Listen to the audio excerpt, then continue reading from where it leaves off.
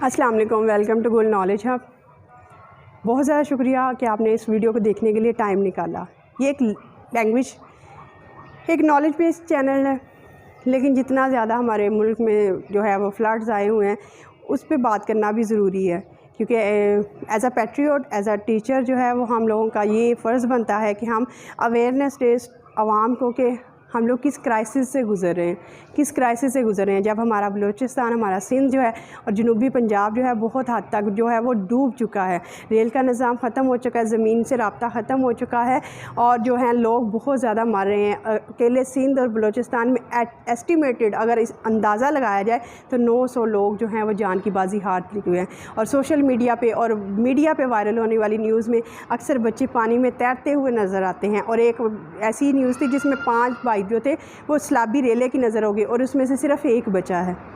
इतनी ज़्यादा तबाही के जो अमारात हैं वो भी ऐसे जो हैं बेयारो मददगार जो हैं वो डूबी चली जा रही हैं। लोग जो हैं वो मर रहे हैं और बेचारों का कोई पुरसाने हाल नहीं है, कोई पुरसाने हाल नहीं है। और अगर हम देखते हैं अपनी पॉलिटिकल पार्टीज़ को, तो कोई कतर बैठा है, कोई ईरान बैठा है और कोई कनाडा बैठा है और दे आर इंजॉइंग, वो इंजॉय कर रहे हैं। लेकिन मुल्क के वासियों को, पाकिस्तानियों को ज़रूरत है पाकिस्तान की ज़रूरत है। हमारी पॉलिटिकल पार्टीज़ को चाहिए कि वो रिलीफ वर्क ज़्यादा से ज़्यादा दे और रिलीफ वर्क दे। ये नहीं कि हम लोग बैरून मुमालिक में अपने जो हैं वो इंजॉयमेंट में लगे रहें और जो हमारा मुल्क है वो ज़्यादा से ज़्यादा वो जो है वो तबाह बर्बाद हो जाए। तो ऐसी सूरत हाल क्यों पैदा होती है? ऐसी सूरत हाल हमारी पॉलिटिकल मिस मैनेजमेंट की वजह से पैदा होती है कि इतने साल गवर्नमेंट करने के बावजूद, इतनी नस्लें गुजरने, 2 नस्लें गुजरने के बावजूद, जब सिंध और बलूचिस्तान में हम देखते हैं कि डैम्स नहीं हैं।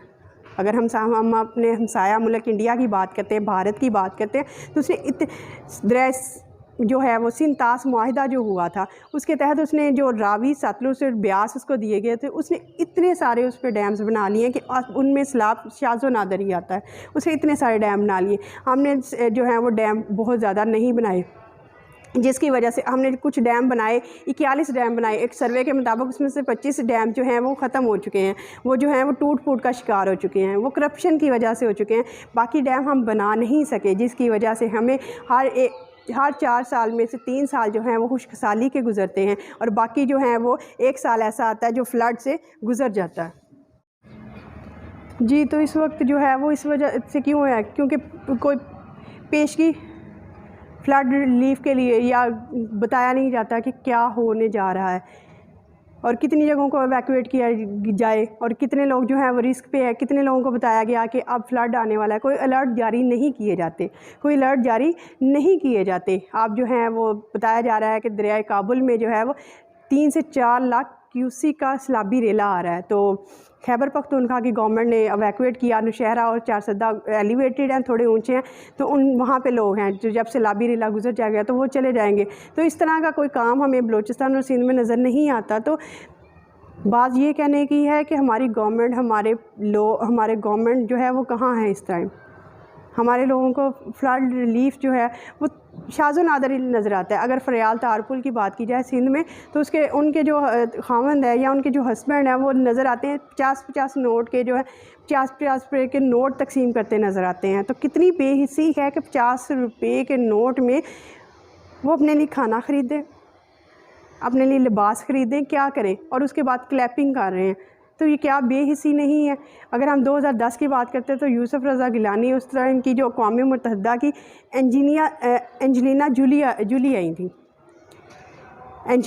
आई थी, तो वो अम्बेसडर थी उस टाइम। तो उन्होंने रिपोर्ट पेश करनी थी, तो यूसुफ रज़ा गिलानी ने की फ़ैमिली जो है वो एक खुसूसी त्यारा करवा के वहाँ पे उनसे मिलने चली गई। तो उन्होंने बाकायदा ये भी लिखा कि एक तरफ अयाशियाँ हैं, एक तरफ बहुत ज़्यादा जो है वो लोगों को रिलीफ़ नहीं मिल रहा, लोगों को खाने पीने की अशिया नहीं मिल रही, दूसरी तरफ इतना ज़्यादा खाना ज़ाया हो रहा है। तो सोचने की बात यह है कि एज अ सोसाइटी जो है वो हम लोगों को क्या क्या करना है, गवर्नमेंट ने क्या करना चाहिए। गवर्नमेंट को बच्चों जो फ्लड रिलीफ का काम करना चाहिए, कैंपिंग करनी चाहिए, उन लोगों को उनके साथ शाना बेशाना खड़े होना चाहिए, ताकि हमें पता चले, ताकि उनको पता चले कि हम उनके साथ खड़े हैं, गवर्नमेंट उनके साथ खड़ी है। और ज़्यादा से ज़्यादा डैम बनाने चाहिए। और डैम में ये जो करप्शन के मामला था इनको कम करना चाहिए, क्योंकि ये it is all future is based on it. हमारा फ्यूचर इस पे बेस करता है। अगर हम देखते हैं तो इमरान खान हमें कल दौरा करते हुए नज़र आए वहाँ पे, तो ये एक खुशाइन बात है, एक अच्छी बात है। और अगर हम देखते हैं तो बाकी जो वाई दे आर साइलेंट, क्यों दूसरे ममालिक में जाके वो सारा कुछ कर रहे हैं, जबकि हमारे मुल्क को, जबकि हमारे लोगों को उनकी ज़रूरत है, जबकि फ्लड रिलीफ का सारा सिस्टम होना चाहिए। और हमें इस चीज़ से सीखना चाहिए और ज़्यादा से ज़्यादा डैम बनाने चाहिए गवर्नमेंट को इस पे, ताकि आइंदा जो है अगर 3 साल जो है वो पानी इकट्ठा नहीं होता, बारिश नहीं आती, तो हम लोग जो हैं तब परेशान नहीं हुए, अपनी खेतों को पानी दे सके, और जब फ्लड आए तो हम उस पानी को ज़ख़ीरा कर सके। इस वीडियो को बनाने का सिर्फ ये मकसद है कि as a teacher, as a patriot, मुहिब वतन, हमें इस चीज़ का एहसास है और हमें ये अवेयरनेस लोगों में भी देनी चाहिए कि गवर्नमेंट को हम फोर्स करें। अब टाइम है कि हम पूछें कि कौन से स्टेप्स वो ले रहे हैं, कौन से इक़दामात वो कर रहे हैं, और हमारा पाकिस्तान जब डूबा जा रहा है तो कहाँ पे बैठे हैं अरकान assembly. Thank you so much, have a nice day.